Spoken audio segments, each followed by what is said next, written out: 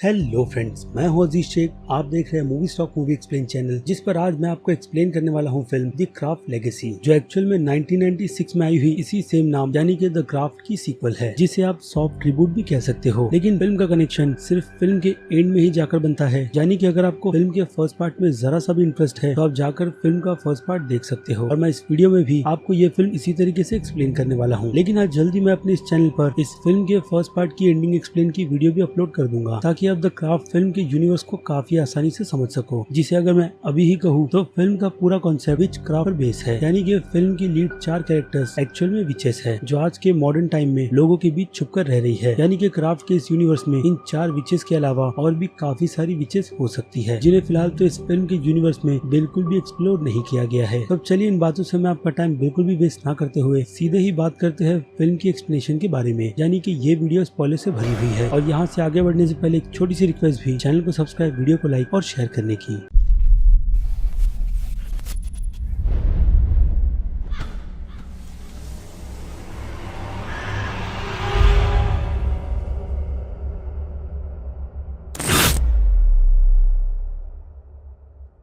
So friends, तो film की कहानी की बात करते हैं, जिस कहानी में हमें सबसे पहले दिखाए जाते हैं 3 कैरेक्टर्स, जो कि है फ्रैंकी, एबी और लॉयडेस। ये तीनों ही खुद को विचेस मानती है, जो कई साल से विचक्राफ्ट की उस बुक को पढ़कर अपनी पावर्स को स्टडी कर रही है। लेकिन अब तक इनकी ये पावर पूरी तरीके से काम नहीं करती, क्योंकि इनके ग्रुप में एक साथी की कमी है, जिसे ये लोग कुछ सालों से ढूंढ रहे हैं। और फिर फिल्म के अगले सीन में ही हमें लिली नाम के कैरेक्टर से इंट्रोड्यूस करवाया जाता है, जो इस टाउन में अपनी माँ हेला के साथ शिफ्ट होने के लिए आई है, जहाँ उसकी माँ एडम नाम के एक बंदे से बहुत ही ज्यादा प्यार करती है। और अब उन्होंने अपनी बाकी लाइफ एडम और उसके 3 बच्चों के साथ में ही गुजारने की सोच ली है। और हाँ, इस परिवार में लिली भी शामिल है, यानी कि टीनेजर्स, जिसे इस नए माहौल में एडजस्ट करना है। और हाँ, उसके 3 स्टेप ब्रदर्स को भी, जो शायद लिली और उसकी माँ हेला के आने की वजह से इतने भी ज्यादा खुश है नहीं। लेकिन इनमें से सबसे छोटे बेटे एबी की बात करें तो एबी खुद बहुत ज्यादा डिस्टर्ब रहता है, यहाँ तक कि अपने भाइयों के झगड़े को भी लेकर और अपने पिता को भी, जिसकी वजह से वो हर बार शांति ही ढूंढता है। यानी कि जब कभी भी घर में झगड़ा होता है तो वो घर के बाहर निकलकर किसी शांत सी जगह पर बैठ जाता है। और ऐसी आदत लिली के कैरेक्टर की भी है। और इसके अलावा बात करें जेकब की, जो इन भाइयों में दूसरे नंबर पर आता है, तो वो कहीं ना कहीं लिली से खुश है। लेकिन स्कूल में वो लिली से बात कर खुद को एम्बेरस फील नहीं करवाना चाहता, क्योंकि जेकब और उसके बड़े भाई इजाया का बेस्ट फ्रेंड टीमी भी है, जो खुद को कूल दिखाने के लिए बस स्कूल के बाकी दूसरे स्टूडेंट्स को बुली करता रहता है। और अब बात करें इनमें से बड़े भाई इजाया की, तो इजाया को नींद में चलने की आदत है, और इसके अलावा उसका बिहेवियर सभी के साथ बहुत ज्यादा रूड रहता है। और अब बात कर लेते हैं फैमिली को चलाने वाले मेंबर, यानी कि एडम की, जो कि एक मोटिवेशनल स्पीकर है, जो अपनी बातों से लोगों को अच्छा फील करवाते हैं। यानी कि वो एक सेलिब्रिटी इंसान है, और शायद एडम की मुलाकात एला से ऐसी ही किसी सिचुएशन में हुई होगी। लेकिन फिल्म में कोई भी जिक्र लिली के पिता का नहीं किया गया है, कि उसके पिता कौन थे और उनकी मौत कैसे हुई। और यहाँ तक कि ये फिल्म की 3 लीड कैरेक्टर्स की भी स्टोरी हमें बिल्कुल भी एक्सप्लेन नहीं करती, यानी कि फिल्म की 3 विचेस, कि वो कौन है, उनके पेरेंट्स क्या करते हैं और उनकी बैक स्टोरी एक्चुअल में है क्या, जो कि इस फिल्म में बहुत ही बड़ी बुरी चीज है। क्योंकि अगर इस फिल्म की कंपैरिजन इसके फर्स्ट पार्ट से की जाए, तो फिल्म का सबसे बड़ा बेस उस फिल्म की 4 कैरेक्टर्स की स्टोरी की डेवलपमेंट की थी, जिनके बारे में ऑब्वियसली मैं इस वीडियो में बात नहीं करने वाला। लेकिन अब उन 3 विचेस की पावर्स की बात कर ले, जिन्हें सुपर हीरोज की तरह इस फिल्म में प्रेजेंट कर दिया गया है। तो टैबी के पास अग्नि की पावर है, फ्रैंकी के पास हवा की, और लॉर्डेस के पास धरती की पावर है, और लिली के पास पानी की। लेकिन यहाँ पर स्ट्रेंज बात यह है कि लिली को विच क्राफ्ट के बारे में कुछ भी नहीं पता, और उसने कभी भी खुद को ऐसा फील नहीं किया कि वो एक विच है और उसके पास कोई सुपर पावर्स है। लेकिन जैसी ही उसकी मुलाकात अपने स्कूल में अपनी 3 दोस्तों से होती है, तो उससे उसकी पावर्स का एहसास होता है। और जब पहली बार उसे स्कूल में टीमी सभी के सामने पीरियड को लेकर एम्बैरेस करता है, तो अगले दिन उन चारों का गुस्सा एक साथ टीमी के कैरेक्टर पर फूटता है, जिसकी वजह से लिली बस अपने हाथ को दिखाकर टीमी को काफी दूर फेंक देती है, और टीमी यहाँ पर बदले से भर जाता है। और स्कूल के उस पहले दिन में ही लिली की मुलाकात अपने 3 दोस्तों से होती है, जो वहाँ पर लिली के गले में एक लॉकेट को देखकर इसका अंदाजा लगा लेते हैं कि वो भी उनके विच क्राफ्ट की मेंबर है, जिसे टेस्ट करने के लिए वो लोग उसे एक टेलीपैथिक मैसेज भेजते हैं, जिसे अगर लिली सुन लेती है तो वो विच है, वरना बिल्कुल भी नहीं। और इस टेस्ट में लिली पास होती है, जिसके बाद वो तीनों उसे कन्विंस करते हैं अपने ग्रुप को ज्वाइन करने के लिए, ताकि वो लोग अपनी और विच पावर को गेन कर सके, वो भी उस क्राफ्ट की बुक को पढ़कर। यानी कि एक और गलती जो इस फिल्म में जबरदस्ती की ऐड कर दी गई, कि विचेस को पावर सीखने के लिए किसी एल्डर विच की जरूरत नहीं, बल्कि एक बुक की ही जरूरत है, जिसे पढ़कर आज की मॉडर्न जमाने की विचेस अपनी पावर को काफी अच्छी तरीके से कंट्रोल कर सकती है, वो भी बिल्कुल सुपर हीरोज की तरह। और यहाँ पर ये चारों भी हमें इस पूरी फिल्म में ऐसा ही करते हुए नजर आते हैं, जैसे कि हवाओं को रोक देना और आसपास की सभी चीजों को पूरी तरीके से स्टैचू कर देना। इसके अलावा विच क्राफ्ट कर फ्रैंकी को हवा में फ्लोट करवाना, हाथों से लाइटर की तरह फायर को चलाना, और हाँ, खुद का मेकअप भी कर लेना। जिसके बाद ये चारों अपनी इस पावर को और ज्यादा टेस्ट करने के लिए टिमी के घर में घुस जाते हैं ताकि वो लोग उसे सबक सिखा सके, जिसमें वो लोग सक्सेस भी होते हैं। तब भी जब टिमी वहाँ पर आकर अपने बेडरूम का दरवाजा खोलने वाला होता है तो वो चारों उसे स्टैचू कर उस सिचुएशन से काफी आसानी से निकल जाते हैं। जिसके बाद हमें फिल्म में दिखाया जाता है टिमी का गधे जैसा कैरेक्टर काफी लॉजिकल जैसी बातें करता है स्कूल में, जिससे स्कूल के कुछ लोग बहुत ज्यादा इम्प्रेस भी होते हैं। और देखते ही देखते टिमी की दोस्ती इन चारों दोस्तों से बहुत ही ज्यादा हो जाती है, इतनी कि जेकब और इजिया को जलन होती है कि उनका दोस्त इन चारों लूजर्स के साथ क्या कर रहा है, क्योंकि अब टिमी स्कूल में उनका बॉडीगार्ड भी है। जिसके बाद जेकब अपने पिता एडम को लिली की गई टिमी के साथ की हरकत बताता है कि उसने स्कूल में किस तरीके से टिमी को धक्का दे दिया था। जिसके बाद एडम लिली को डांटे भी है उसकी माँ के सामने कि वो दोबारा ऐसी हरकत कर उनका नाम बिल्कुल भी ना डुबाए, जिस बात से लिली को बहुत ही ज्यादा धक्का लगता है, क्योंकि वहाँ पर उसकी माँ हेलेन उसे बिल्कुल भी सपोर्ट नहीं करी। और कहीं ना कहीं लिली को ये लगता है कि अब उसकी माँ भी उसके सपोर्ट में बिल्कुल भी नहीं। जिसके बाद यहाँ से शुरू होता है फिल्म का ट्विस्ट, जिस ट्विस्ट में लिली एडम की कुछ डिटेल्स के बारे में पता लगाती है कि वो कौन है और एक्चुअल में उसका असल काम है क्या, और उसके हाथ ऐसे कुछ सबूत भी लगते हैं, जिसके बारे में मैं आगे बांटूंगा। क्योंकि आते हैं टिम की सिचुएशन पर, जिसने अपने घर पर लिली और उसके तीनों दोस्तों को भी बुलाया है। और हाँ, वहाँ पर प्रेजेंट लिली के दोनों स्टेप ब्रदर्स भी है, जिन चारों के अपीयरेंस वो दोनों टिमी के घर में देखकर वहाँ से चले जाते हैं। जिसके बाद टिमी उन चारों के साथ बैठकर एक गेम खेलता है, जिसमें वो लोग अपने सच के बारे में बताते हैं। लेकिन सभी का सच इतना भी ज्यादा इंटरेस्टिंग नहीं होता सिवाय टिमी के, जो उन्हें सीधे ये बताता है कि वो बाइसेक्सुअल भी है और उसके रिलेशनशिप लिली के बड़े स्टेप ब्रदर इजिया के साथ भी थे, जिस सीक्रेट को उन दोनों ने कभी भी किसी के साथ शेयर नहीं किया था, क्योंकि ये बात अगर इजिया को पिता को पता चल जाएगी तो वो उसका बहुत बुरा हाल करेंगे। लेकिन लिली और उसके दोस्त टिमी की इस बात को सुनने के बाद उसका सीक्रेट खुद तक ही रखते हैं। बट यहाँ पर लिली से एक सबसे बड़ी प्रॉब्लम ये होती है कि वो टिमी के प्यार में पड़ जाती है, जिसके बाद वो उस पर एक और स्पेल करती है ताकि टिमी उसके प्यार के जाल में फंस जाए। और थोड़ी देर के लिए हमें वहाँ पर वैसा होता हुआ दिखा भी है। लेकिन अगले दिन लिली का ये सपना पूरी तरीके से टूट जाता है, क्योंकि अगले दिन स्कूल में टिमी की मौत की खबर आती है, जिसने अपने ही बेडरूम में खुद को मार लिया। जिसके बाद लिली की दोस्त टिमी की उस मौत का जिम्मेदार खुद को और लिली को सबसे ज्यादा मानते हैं, और फिर वो तीनों लिली से भी दूर होने लगते हैं, क्योंकि लिली अपनी पावर्स का पूरी तरीके से कंट्रोल एक हिसाब से खो रही है, ऐसा उसके तीनों दोस्तों को लगता है। और अब उन्हें अपने इस मैजिक को जब ढंग से यूज नहीं करना आता तो आगे उन्हें और इसे ऐसे यूज करते रहना नहीं चाहिए। जिसके बाद वो तीनों मिलकर एक स्पेल अपने मैजिक पर भी करते हैं ताकि वो लोग अपनी इन पावर्स को कभी भी यूज ना कर पाए। और हाँ, ये स्पेल वो लोग लिली पर भी करते हैं उनकी ग्रुप फोटो को लेकर। यानी एक तरीके से देखा जाए तो अब लिली की भी वो विच की पावर्स उसकी दोस्तों के साथ जा चुकी है, लेकिन ज्यादा नहीं। यानी वो लोग फिर से मैजिक के पहले स्टेज में पहुंच गए हैं, जैसा वो लोग लिली के आने के पहले से थे। और फिर उसके बाद हमें फिल्म के दो बड़े राज पता चलते हैं, जिसमें से एक ये है कि लिली हेलेन की बेटी नहीं है, बल्कि उसे अडॉप्ट किया गया था। और हेलेन से लिली की असली माँ ने ये कसम ली थी कि वो इस राज को उसकी बेटी को कभी भी ना बताए और ना ही उसके बारे में, जिस बात से लिली को बहुत ही बड़ा धक्का लगता है और वो अपनी माँ हेलेन से दूर हो जाती है। जिस बीच उसे एडम का बिहेवियर के बारे में पता चलता है, जो थोड़ा इविलिस्ट है। और जी हाँ, एडम भी। यानी क्लियर तरीके से देखा जाए तो एडम एक वॉरलॉक है, यानी कि एक मैजिशियन जो इन विचेस को अपने कंट्रोल में रखना चाहता है, जैसा कई सौ साल पहले इन विचेस को रखा जाता था। और अगर विचेस इनकी बात नहीं सुनते थे तो वॉरक्राफ्ट उन्हें विच ट्रायल पर डाल देते थे, यानी कि विचेस को पकड़ कर जिंदा जला देना, जिससे कि विचेस लोगों के बीच और भी काफी ज्यादा छुप कर रहने लगी और उनकी संख्या भी कम हो गई। लेकिन वॉरलॉक्स ऐसे हाई मैजिशियन थे जो लोगों में घुलने मिलने में बहुत ही ज्यादा एक्सपर्ट और काफी हाई लेवल के थे, जिन तक पहुंचना मुश्किल ही नहीं नामुमकिन था। ऐसे में इनकी प्रजाति अर्थ पर सर्वाइव कर पाई, और जी हाँ, विचेस की भी। और एडम लिली को ये सारी की सारी बात अब बताता है जब एडम शेप शिफ्टिंग कर उसकी माँ हेलेन के रूप में उसके सामने आकर उसे यही बताता है कि वो अपनी सारी की सारी पावर्स और कर्स उसे दे दे, यानी जो कोई भी तकलीफ होगी वो हेलेन को होगी, ना कि लिली को। और हेलेन यहाँ पर लिली को ये भी बताती है कि वो उसकी माँ की ग्रुप का हिस्सा थी, जो कि सरासर झूठ है, क्योंकि फिल्म के फर्स्ट पार्ट में हेलेन नाम का कोई भी कैरेक्टर अवेलेबल नहीं था। यानी कि एडम यहाँ पर शेप शिफ्ट कर बस लिली को अपनी बातों में लाने की कोशिश करता है, जिसमें वो बुरी तरीके से फेल होता है और बाद में अपने असली रूप में आकर वो लिली को सच भी बताता है और उसे नॉकआउट कर अपने साथ जंगल के बीच ले जाता है, जहाँ पर वो उसे एक और राज बताता है, जो राज होता है टिमी की मौत, ताकि टिमी इजिया की इस बात को बाकी और दूसरों को भी ना बताए। और टिमी के मरने से इजिया भी शायद अपनी राह पर प्रॉपर चलेगा, जैसे बाकी दूसरे नॉर्मल लड़के चलते हैं। तो एडम की यहाँ पर ये बातचीत करने की जो गलती होती है, उससे लिली को चांस मिल जाता है अपने दोस्तों को कांटेक्ट करने का, जिस कांटेक्ट में वो उन्हें ओकजा बोट की मदद से बुलाती है। और फिर अवेंजर्स की तरह उनकी टीम असेंबल होती है, जिस असेंबल में वो लोग एडम को अपनी पावर यानी कि धरती, अग्नि, जल और वायु से मारने की कोशिश करते हैं। लेकिन एडम काफी स्ट्रॉन्ग वॉरलॉक है, जो जल्दी उन चारों के सामने अपने घुटने नहीं टेकता। जिसके बाद लिली अपनी तीनों दोस्तों से यही कहती है कि वो चारों को एक साथ मिलकर उस पर अटैक करना चाहिए। जिसके बाद लिली का ये आइडिया एडम पर काम भी करता है और एक CGI दिखाकर एडम की वहाँ पर मौत भी हो जाती है, जो कि मेरे हिसाब से सच में ही हुई होगी। और फिर अगले दिन चीजें मानो ऐसी नॉर्मल हो जाती है जैसे कि एडम का अस्तित्व इस दुनिया में ही नहीं था, भले से ही वो सेलिब्रिटी क्यों ना हो। जिसके बाद लिली और उसकी तीन दोस्त हेलेन को यही सलाह देते हैं कि वो अगली बार डेट किसी भी वॉरलॉक के साथ ना करे। और फिर लिली जाती है मेंटल असाइलम अपनी असली माँ से मिलने, जो कि और कोई नहीं बल्कि नैंसी ड्रॉन्स है, यानी यानी कि फिल्म के फर्स्ट पार्ट की विलन। और इसके अलावा हमें फिल्म में कुछ और पता चले उससे पहले ही ये फिल्म यहाँ पर खत्म हो जाती है, यानी कि क्लियरली फिल्म के बाकी और पार्ट्स की प्लानिंग यहाँ पर की गई है, जिसमें हो सकता है कि नैन्सी के अलावा फर्स्ट पार्ट के और भी कैरेक्टर्स हमें देखने मिले। लेकिन मुझे लगता है जैसा रिस्पॉन्स फिल्म के फर्स्ट पार्ट को मिला है उस हिसाब से तो इस फिल्म का एक और सीक्वल आना बिल्कुल भी पॉसिबल है नहीं। यानी कि जितने स्मार्ट तरीके से इस फिल्म के फर्स्ट पार्ट की स्टोरी को लिखा गया था, भले से ही फिल्म में कुछ मोमेंट्स और कैरेक्टर्स को काफी चाइल्डिश तरीके से हमारे सामने प्रेजेंट किया गया हो, लेकिन फिल्म का वो फर्स्ट पार्ट 90s की एक cult classic witchcraft horror movies की लिस्ट में सबसे पहले आती है, जिसने 90s में अपनी बम्पर ओपनिंग के साथ साथ एक काफी अच्छा खासा ट्रेंड भी सेट किया था, जिस ट्रेंड को बाद में फॉलो हॉलीवुड की बाकी दूसरी मूवी और टीवी शोज ने भी किया था। लेकिन किसी को भी इतना ज्यादा अच्छा रिस्पॉन्स क्राफ्ट फिल्म के अलावा नहीं मिला था, क्योंकि चीजें one of a kind he होती है और क्लासिक क्राफ्ट फिल्म उन्हीं में से एक है, न कि इस फिल्म का जबरदस्ती का बनाया गया सीक्वल। वेल, तो ये थी फिल्म दी क्राफ्ट लेगेसी की स्टोरी एक्सप्लेन के साथ साथ एंडिंग एक्सप्लेन, जिसे लेकर आपकी क्या राय है उस बारे में मुझे कमेंट कर जरूर बताइएगा कि कहानी के हिसाब से आपको ये फिल्म जरा सी भी अच्छी लगी है या नहीं, क्योंकि मेरी कोशिश हर बार यही रहती है कि मैं ऐसी फिल्मों को आपके लिए काफी कम से कम समय में एक्सप्लेन करूं, ताकि आपका अच्छा खासा टाइम बचे ऐसी फिल्मों को देखने से। तो अगर आपको मेरी ये वीडियो जरा सी भी पसंद आई है तो मेरे इस वीडियो को तो लाइक करना बिल्कुल भी मत भूलिएगा, ताकि मुझे मोटिवेशन मिलती रहे इस टाइप के कंटेंट को अपने चैनल पर कंटिन्यू रखने। तो चलिए खत्म करते हैं वीडियो को यहीं पर। मैं हूँ अजीज शेख, आप देख रहे थे movies talk movie explain channel, जिसे अगर आपने अभी तक सब्सक्राइब नहीं किया है तो सब्सक्राइब कर लीजिए और बगल में बने हुए इस बेल आइकन के साथ साथ नोटिफिकेशन को ऑल पर क्लिक कर दीजिएगा। इससे होगा ये कि मैं अपने चैनल पर जब भी कोई नई वीडियो अपलोड करूंगा आपको उसकी नोटिफिकेशन सबसे पहले मिलेगी। इसलिए चैनल को सब्सक्राइब, वीडियो को लाइक और शेयर करना तो बिल्कुल भी मरिएगा। और मैं मिलता हूँ जल्दी आपसे दूसरी किसी वीडियो में किसी और फिल्म या फिर किसी और सीरीज के टॉपिक पर बात करते हुए। तब तक के लिए आप मेरे चैनल के बाकी दूसरे वीडियोस को एंजॉय कीजिए।